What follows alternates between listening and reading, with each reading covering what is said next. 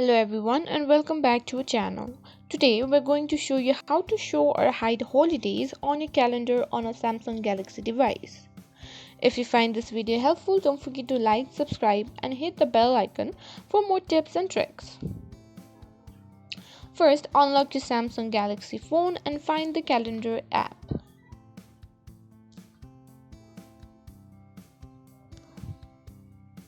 Tap to open it.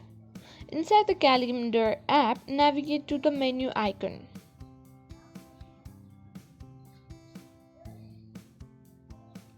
Once you're on the settings, in the menu, scroll down and tap on Manage Calendars.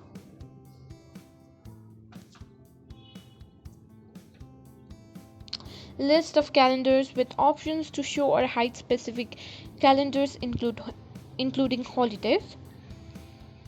Here you'll see a list of all the calendars linked to your devices. Look for the holidays calendar.